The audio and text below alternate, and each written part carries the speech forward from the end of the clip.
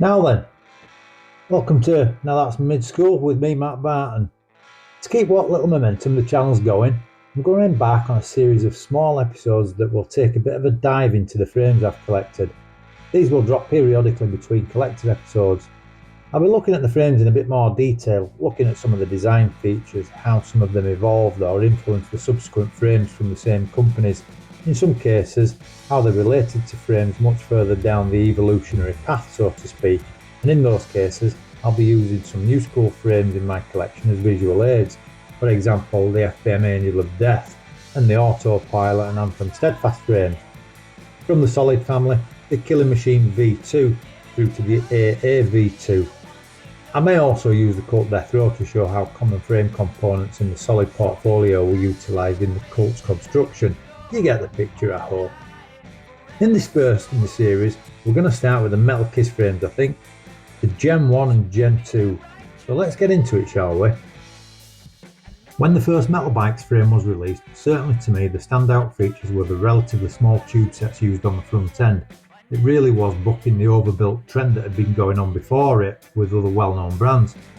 Jimmy had been riding the standard Trail Boss for a while before starting Metal Bikes and was also riding a Gen 1 Kink Empire in the weeks leading up to the delivery of the prototype Kizz, which he picked up on Props Road Fools 2.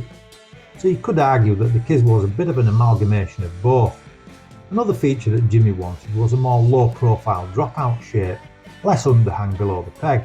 I don't know about you, but I certainly remember sliding ramp copings and rails on the dropout instead of the peg, and it was irritating as hell. The prototype, which is now in the hands of Matt Nielsen, was slightly simpler in that it had no wishbone at the bottom bracket that you can see here.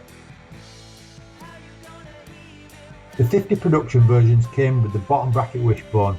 The Gen 1s were crafted by renowned frame builder of the time, Spooky Cycles.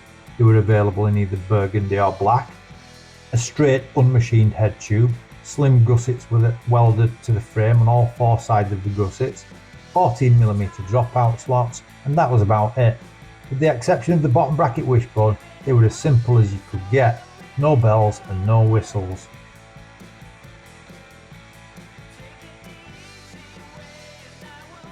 The following year, 2000, Metal Bikes produced the second generation Kizz. These were manufactured by Caston and only 100 were produced, available in grey, blue, burgundy, and if you see one with original black powder coat, that was a special Dave Young edition. Apart from the colour, the only thing that set the Dave Young frames apart from the others was the signature head tube and the seat tube decal set. Aesthetically, the Gen 2 differs from the Gen 1 with a thicker machined head tube, shorter and wider gussets, again fully welded on all four sides.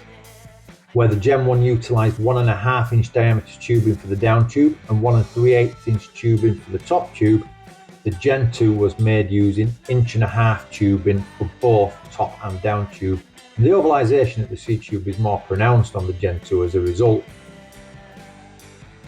The dropouts were marginally smaller, but were shaped similar to those found on an S&M Next Gen dirt bike and homes, and again, only available with 14mm slots. There's also a vent hole in the middle of the seat stay bridge. The Gen 1 frame was 7.5 pounds compared to the Gen 2's 7.75 pounds. All Kizz frames were 20.5 inch top tubes. As a side note, the third and fourth generations were made by Brew Bikes in North Carolina and were more refined with smaller dropouts from the Burma frames, a little more machining on the head tubes. And while I remember, serial numbers for Gens 2, 3 and 4 were stamped on the bottom bracket shells, there's no information to be gained from them unfortunately. The Gen 2s will be MK for Metal Kizz and a number, and the 3s and 4s will be BM for Brew Metal and a number.